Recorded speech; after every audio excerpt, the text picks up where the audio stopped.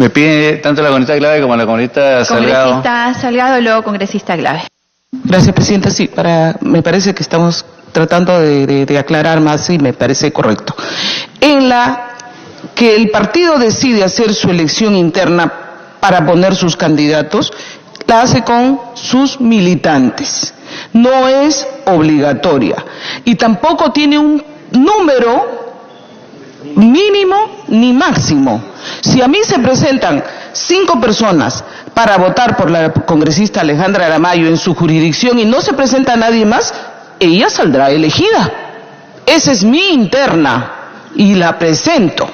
Pero por eso depende ya del partido su organización. No hay límite ahí y no es obligatoria. En la otra, yo ya presento solamente mi lista y ahí sí tengo que correr con todos mis candidatos a conseguir los 1.5%. Congresista Glave. Presidenta, yo creo que tenemos que entender la integralidad no solo de los proyectos que estamos discutiendo acá, sino lo que nuestra propia comisión aprobó en el referéndum pasado. Y ahí, siguiendo la reflexión de la congresista Salgado, lo que está ocurriendo es, hay democracia interna en un partido. El partido decide optar por la interna cerrada. Los militantes son los únicos con derecho a votar para elegir a sus candidatos al Parlamento. Eso vota una lista. Esa lista va cerrada a la primaria abierta, simultánea y obligatoria. Lo que hace ese proceso es únicamente determinar si es que las listas, sea que se presentan abiertas o cerradas, consiguen 1.5% de los votantes. ¿Eso por qué es? Colegas, porque nosotros hemos tomado en esta decisión de la Comisión de Constitución que el próximo proceso electoral, la campaña en la televisión y en la radio, no es gratuita, en el sentido de que cada uno hace lo que quiere. No, los partidos no van a poder pagar propaganda, la paga únicamente el Estado. Nosotros tomamos la decisión que el Estado pague televisión y radio. Y una cosa que nos está planteando este proyecto es, ¿todos pueden participar en ese mecanismo? No, pues por lo menos los que tienen 1.5% de los ciudadanos que dicen, ya, que participe esa lista, tienen la posibilidad de salir a la campaña electoral recibiendo el beneficio de que la televisión y la radio está siendo pagada por el Estado. Los que no llegan ni a 1.5% de la ciudadanía en ese momento no siguen la carrera electoral. Eso es lo que se está optando, para que sea una valla de ingreso. Entonces, la democracia está, hay democracia interna en los partidos y hay democracia para quienes optan por la opción abierta, porque también hay la opción de, si queremos pues que elijan nuestra lista de manera abierta, hay quienes digan que sí, que eso es un mejor mecanismo. Yo sinceramente creo que es mejor, porque eso valida a los candidatos, pero eso ya cada partido lo tomará como decisión. Y luego hay que la ciudadanía de todas maneras determina quiénes de todos los que finalmente pueden presentar una lista van a correr en la campaña final. Esos solo los que pasaron el 1.5%. Gracias, congresista. Congresista Salgado, sigue. Congresista Torres. Es decir, creo que lo que se está haciendo es una concesión válida para aquellas organizaciones políticas que ya habían cumplido con una serie de exigencias y se le está diciendo a esas organizaciones, les voy a dar la alternativa de que ustedes decidan ir a una abierta, a las primarias, a una abierta o con una lista cerrada. Si la lista es cerrada es porque ustedes en su democracia interna han elegido a través de los militantes cuáles van a ser los candidatos que van a tener. Entonces tienes una primera interna, luego vas a la primaria. Si has elegido abierta es porque necesitas los 280.000 votos y además definir cuáles son los candidatos. Y si has ido por la cerrada, no vas a necesitar definir qué candidato, porque ya está definido. Lo único que necesitas es pasar el 1.5, los 280.000, para que lleguemos a las elecciones generales solamente con los logos. O sea, va a haber partidos que van a tener preferencial y partidos que Así es. No se puede, pues, ya rompes la igualdad. La congresista Aramay. Muchas gracias. Entonces, lo que usted nos explica, y le agradezco, congresista Torres, a través de la presidencia, es que el proceso no tiene 2 grandes etapas, tiene 3 etapas. Una interna, una primaria y una general. Y la disquisición ahora entra a la central, que está abierta. Y dicen, con lógica, si mi estatuto y si mi reglamento en la interna ha dicho que voy a ir por cerrada, por delegados, porque es una facultad de mi partido, un partido constituido, porque hay que hacer 2 diferencias. Delegado, ¿no? ¿Otro parecido? Para continuar, después me hacen la aclaración. Entonces, si mi partido, de acuerdo a mi estatuto y a mi reglamento, ha optado por tal decisión, ¿por qué tengo que ir a la obligatoria? Y creo que ese es el... Sí. Básicamente porque hay que cumplir. Entiendo la propuesta. Estoy haciendo de traductor de la propuesta que estamos viendo el día de hoy, No, en realidad, traductor de la reunión que han sostenido distintos partidos el día sábado. Lo que pasa es que creo que no todos algunos partidos el día sábado. Eso no vale. Bueno. Los partidos están acá. Bueno, entonces mejor cerramos la discusión y simplemente no hacemos nada. Tratemos de lograr una nueva discusión. Ok, tratemos de lograr una discusión acá en donde podamos entender todo. Lo que yo comprendo es que, claro, todos vemos este dictamen y si tenemos un primer acercamiento no se logra entender.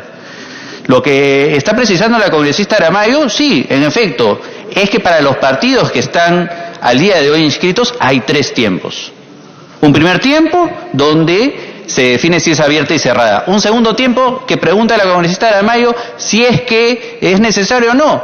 Es que es necesario dentro de la lógica para poder hacer un filtro y que no pasen tantos partidos a las elecciones generales. Entonces, no estás yendo a las primarias, en ese caso específico, para elegir candidatos. Estás yendo a esas primarias simplemente para exigir que pasen a la final, por decirlo de alguna manera, aquellos que cumplan con 280.000 votos. Está pidiendo también la congresista Espinosa una interrupción.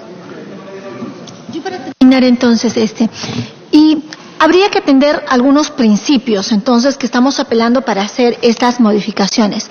El primero es que no hay un retroceso en el tema de la obligatoriedad, porque tanto para partidos para instituciones que están creadas, como para instituciones que hemos previsto se van a inscribir con estos topes electorales, hay tratos diferentes. La primera es, para aquellos que ya pasaron el trabajo de la recolección de firmas, que han hecho vida política institucional, hay el 1.5. Para los que ingresan hay el 5%, que es un estándar diferente. Y finalmente, el tema de la obligatoriedad, además de extender demasiado el proceso.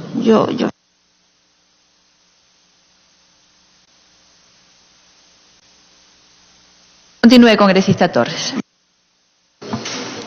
Sino lo del 5% y los 5 congresistas es en realidad un último filtro.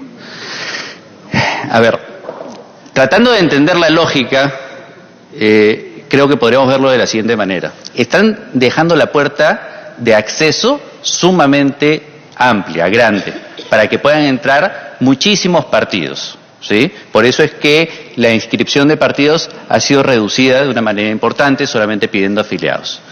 Luego, se han establecido una serie de causales de cancelación, para que si, por ejemplo, han entrado 70 partidos, solamente queden 40 porque hay un grupo que no está cumpliendo.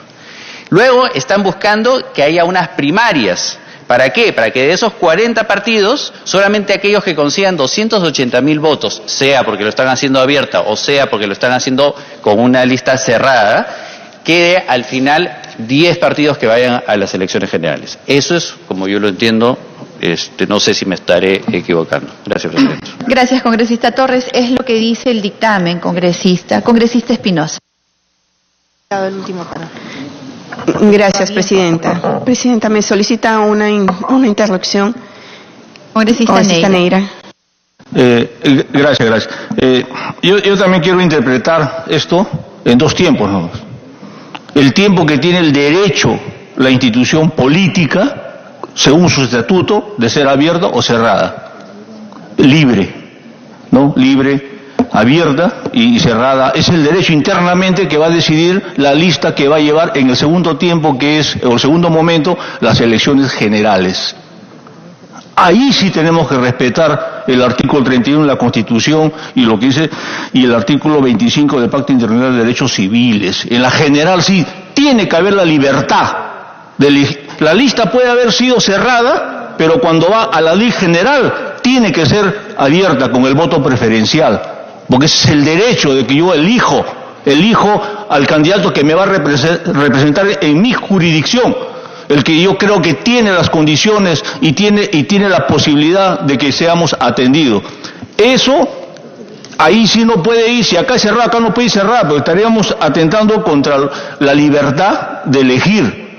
Entonces, como dije anteriormente, si vamos a elegir en las generales lista cerrada, entonces en la revocatoria también saquemos a la lista cerrada también, pues, a la lista única.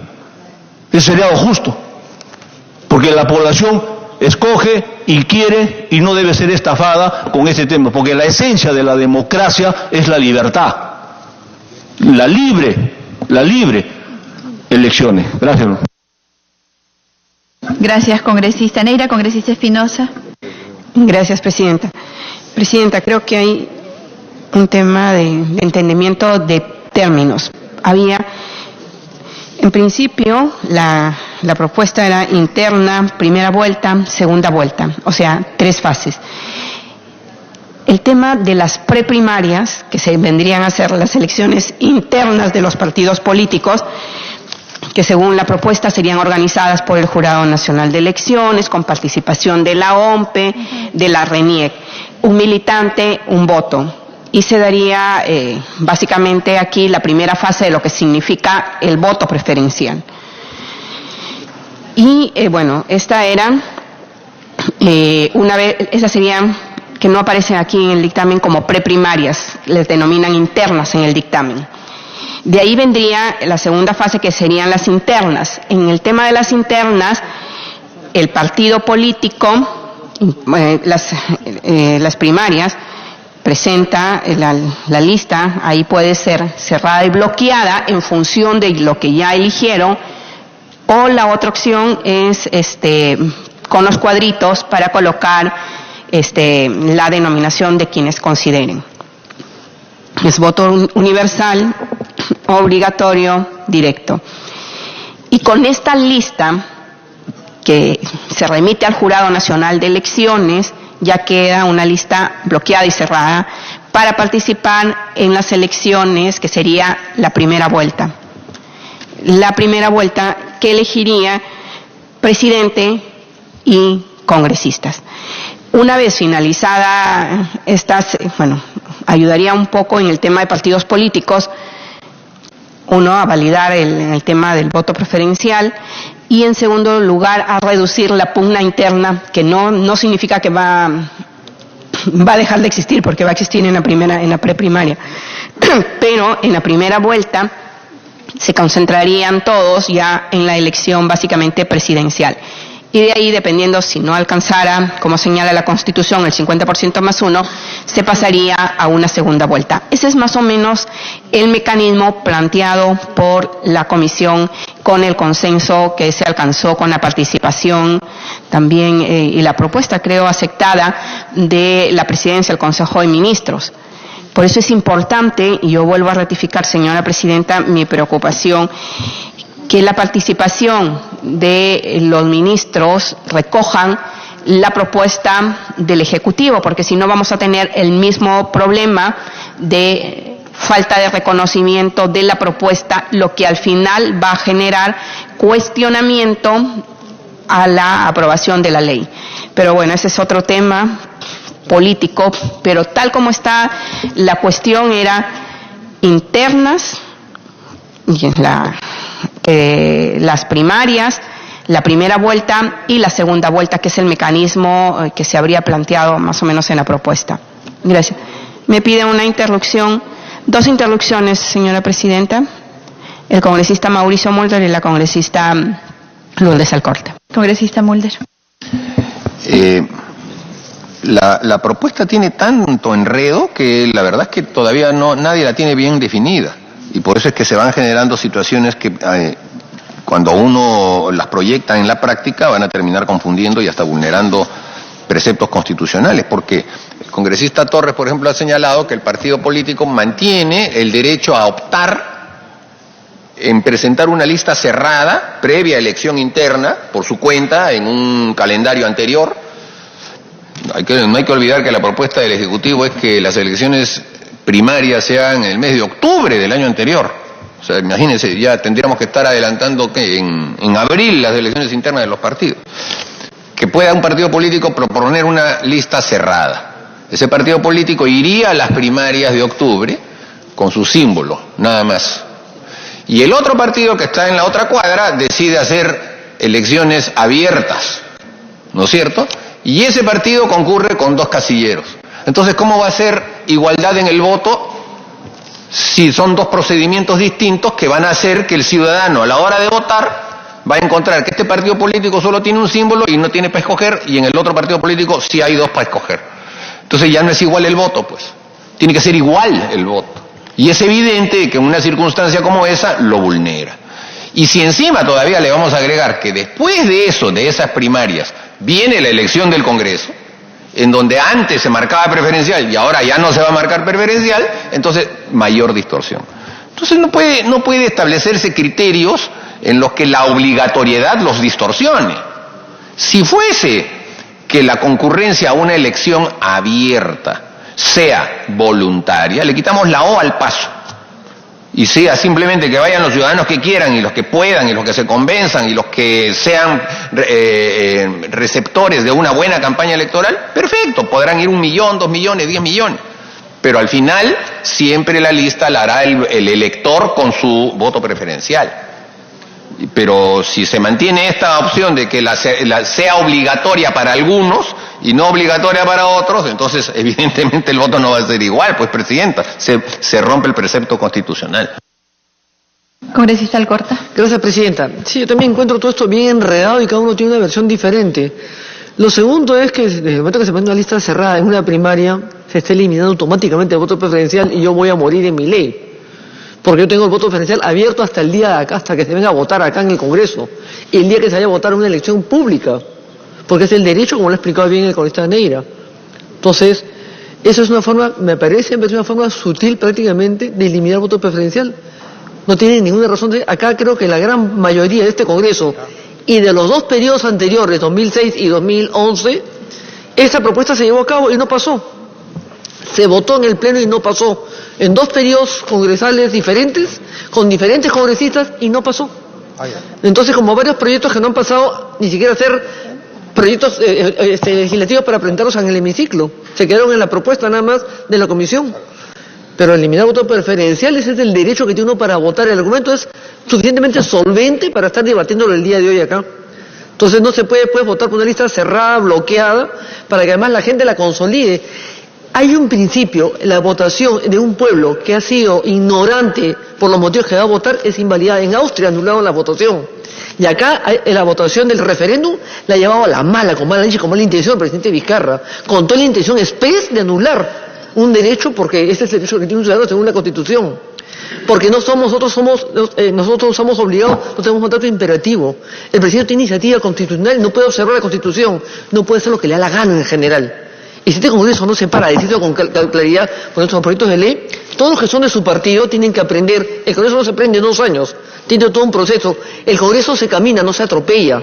Y sobre todo por gente que ha planteado las propuestas sin tener la más mínima noción de lo que es un partido, una elección interna, lo que es la vida democrática de un partido durante todo el proceso, durante todos los años que existe. O sea, no hay forma de que esta propuesta yo no la voy a validar, yo no voy a votar a favor de esta propuesta de ninguna manera. Gracias. Congresista Becerril. Gracias, Presidenta. Yo creo que las propuestas e interpretaciones que vamos haciendo todos, es claro que en primer lugar, para estas elecciones va a haber una gran proliferación de partidos, porque como digo, se ha cambiado simplemente el nombre de adherentes, que era como 700.000, a militantes, que es 24.000. ¿Cuál es la diferencia? Que antes firmabas un documento diferente, ahora es un documento diferente. Porque no me digan, pues, como digo, de la noche a la mañana, partidos que recién se van a inscribir tienen militantes. No tienen militantes, ¿sí? Porque militancia tiene otra significancia. Entonces, por eso es que justamente se trata de establecer un filtro. Entonces, yo creo, Presidenta, que, colegas, que tiene que diferenciarse los partidos que ya tienen inscripción vigente y los partidos que recién se van a inscribir.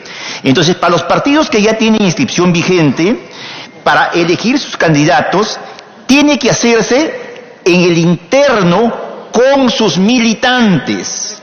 con sus militantes y no tiene que ser obligatorio y tampoco no tiene que alcanzar un número determinado. Si van 100, van 100 pues. Y si van 1000, van 1000. O sea, con los que van a votar, entonces se elige tus candidatos ya de tu partido.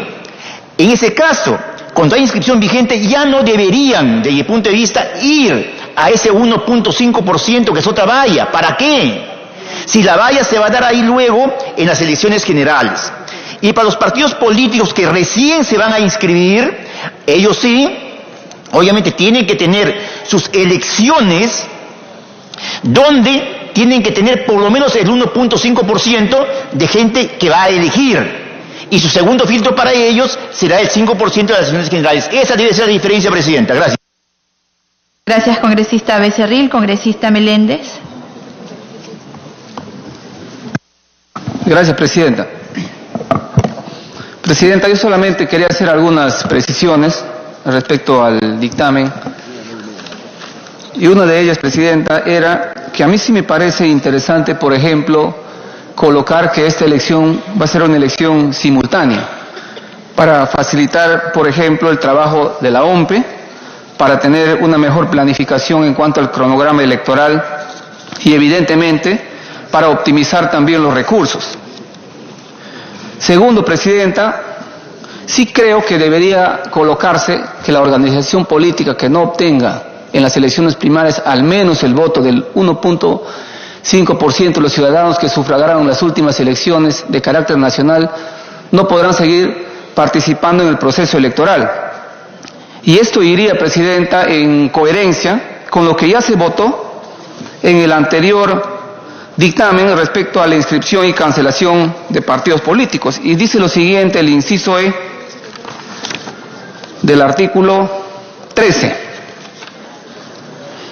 Cuando no participe en elecciones de alcance nacional o retire todas sus listas de candidatos del proceso electoral correspondiente, evidentemente serán cancelados la inscripción. Entonces, Presidenta, evidentemente un partido que no pasa una elección primaria, no pasa la valla electoral, ya no va a poder participar en una elección de alcance nacional.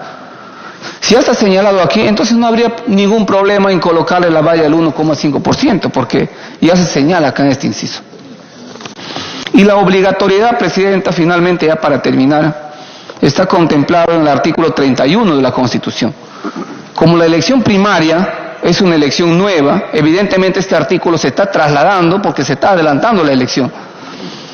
Y la Ley de Organizaciones Políticas también ya señala que los ciudadanos, tanto afiliados como no afiliados, y eso está en el inciso B, si mal no recuerdo, también pueden votar. Por lo tanto, si fusionamos el artículo 31, que da la obligatoriedad, más la participación de afiliados y no afiliados, no habría ningún problema, Presidenta, en colocar que esta elección debería ser obligatoria. Muchas gracias. Gracias, congresista Morales. Congresista Costa, finalmente. Gracias, Presidenta. Presidenta, la discusión acá es sobre esta nueva figura, ¿no es cierto?, de las primarias y si debemos o no tenemos necesidad de contar con las primarias. ¿Por qué es que se proponen las primarias? Por dos razones, Presidenta. La primera, parece que ya varios colegas lo han mencionado, pero repetirlo. La primera es porque de lo que se trata es de bajar las vallas de ingreso a la participación política. Y hemos eliminado las 800.000 firmas y ahora solo exigimos 24.000, que es la primera valla. Pero pasada la valla de las 24.000 militantes, hay una exigencia de pasar por las primarias y obtener en ellas 1.5% del total de votos en el último proceso nacional electoral, antes de ir a las elecciones generales. Donde hay otra valla que ya existe, digamos. O sea, estamos creando una valla adicional que son las primarias. Entonces la pregunta, porque en realidad la primera valla, que son las 24.000 firmas de militantes, está reemplazando a los 800.000 firmas de adherentes. Entonces esa es una valla que ya existía, que le hemos cambiado por 24. Pero como se ha bajado la valla, entonces decimos, las primarias son necesarias porque hay que tener una segunda valla para que esa organización que tiene 24.000 militantes como mínimo demuestre que tiene suficiente respaldo electoral, y por eso el 1.5. Esa es una de las razones de la primaria. Y estoy tratando de responder a mi colega Mauricio Mulder, que pregunta ¿por qué primarias? Entonces, esa es una de las razones de las primarias. Es fácil entrada siempre y cuando tú demuestres en las primarias que además de tener militantes tienes suficiente respaldo electoral como para ir a las elecciones generales. Y la segunda, presidente, la segunda, presidenta, es porque tenemos una figura que es el voto preferencial, que tiene aspectos positivos y tiene aspectos negativos, y me gustaría que esté acá la colega Lourdes Alcorta, porque ella precisamente cuestiona las primarias porque considera que las primarias están eliminando el voto preferencial. En realidad lo que está haciendo esta propuesta es trasladando el voto preferencial con sus efectos perniciosos de la elección general, donde lo que hace el voto preferencial es que los candidatos de una lista estén compitiendo entre ellos mismos, impidiendo que el partido pueda transmitir con claridad meridiana su propuesta electoral. Está reemplazando ese voto preferencial para las primarias, a efectos de que el partido vaya con un mensaje único, pero sin que se elimine el voto preferencial. Entonces, en la primaria, el ciudadano que ya ejerce ese derecho de escoger quiénes de la lista entran al Congreso, va a ejercerlo para determinar en qué lugar de la lista van los precandidatos que el partido ha escogido para ser representado en la competencia al Congreso. Entonces, no estamos eliminando el voto preferencial, lo estamos adelantando a la primaria. Por eso es que la primaria es necesaria, porque es un filtro a efectos de demostrar que quienes tienen 24.000 militantes tienen además respaldo popular. Y en segundo lugar, porque es el espacio donde la ciudadanía va a ejercer el voto preferencial que antes lo ejercía en la elección general, ahora lo ejerce en la elección primaria. Y entonces es obligatorio porque el voto preferencial se ejerce en elecciones generales obligatorias. Entonces, si no queremos desaparecer completamente el voto preferencial y lo pasamos a las primarias, tenemos que hacer que ese voto, que es obligatorio en las elecciones generales, siga siendo obligatorio en la primaria, para obligar a quienes quieran ejercerlo, ¿no es cierto?, a hacer uso de él en las elecciones primarias. Me pide una interrupción la colega. Y mi colega Víctor Andrés García Belón. Congresista. Gracias, presidenta. A ver, de que no se quiera votar mi voto, yo lo voy a defender hasta el final, porque me parece lo más democrático, pero mi discusión no va por ese lado. Si el argumento de eliminar voto preferencial va porque los candidatos se masacran entre sí, se desangran entre sí por la competencia, lo que se ha hecho es adelantar la masacre en la primaria, abierta. Es la realidad, no tiene ninguna razón de ser y es más cruenta. Ya hemos vivido esa elección interna en los distritos y salen 5 o 7 o 10 candidatos o 10 o 12 y en provincia peor, con población de 3.000 salen 20 candidatos, se matan entre ellos a extremos, inclusive en provincia ya hasta asesinar al competidor, llenan de pancartas todo el distrito, no los limpia nadie, se gasta un montón de plata para que 10 o 15 del mismo partido vayan por un distrito como alcaldes. Es inaceptable, se sangran peor todavía, porque no conocen y se hablan porque hablan, pues porque uno dio la tendencia de que había que eliminar un voto preferencial. No se debe eliminar un voto preferencial, ya les dije, ha pasado por 2 periodos congresales diferentes y no se ha eliminado. Lo segundo, la propuesta dice que el partido puede elegir si es lista abierta o lista cerrada. La ley no es para escoger si es lista cerrada, la ley es para todos, o es abierta para todos o es cerrada para todos. Yo estoy en contra de que sea abierta. Porque lo que se hace con la lista de voto preferencial es una torpeza plantearlo en una votación interna, abierta con la gente. No es solamente el tema del voto preferencial, sino que no tienen idea por quién van a votar, porque la gente no conoce a la gente, los partidos. La gente no los conoce, hay una trayectoria, hay un mundo, hay todo un pasado, toda una historia. Y yo sí creo que un caso como el APRA y como Acción Popular, que tienen años y son parte de la historia, están escritos. Sus hijos, si van al colegio y leen la historia del Perú, están escritos. Si leen a Domingo Tamariz, van a encontrar que es parte de la historia del Perú. No les pueden poner las mismas condiciones a un partido que recién entra, que no puede conseguir ni siquiera firmas para ir a una municipalidad. No es lo mismo, pues no hay derecho para eso. Hay cosas que ya están adquiridas. Lo otro es inaceptable que estemos acá en una situación de que porque alguien se plantea el tema del voto preferencial, en lo personal lo voy a defender a muerte como muchos acá. En la bancada de Fuerza Popular, por lo menos yo no creo que haya un encuentro formal de que se elimine el voto preferencial. Y muchos de ustedes han salido con voto preferencial. Ahora, que algunos se hayan desanimado de haber votado por determinados candidatos, sería bueno que se pasee cada uno por su barrio y pregunten qué tal les fue en las elecciones de ahora. Hay gente que se arrepintió por votar por determinados candidatos. Pero es el derecho de la democracia, votar por quien me da la gana, para quien me represente. No me pueden poner una lista cerrada, obligada y bloqueada, porque así va a ir a votarse en una primaria. De ninguna manera. Eso es inaceptable. Y eso solamente proviene de la ignorancia de lo que es la vía partidaria, de lo que es un partido, sus razones, de la esencia que tanto se habla. No tienen la más remota idea de lo que han propuesto acá. Y acá estamos debatiendo casi bizantinamente, tratando de que el Ejecutivo coincida con el Congreso, que concilie con el Congreso. No tenemos nosotros que conciliar. Por nosotros, acá están los partidos políticos. Este es el acuerdo nacional también. Gracias.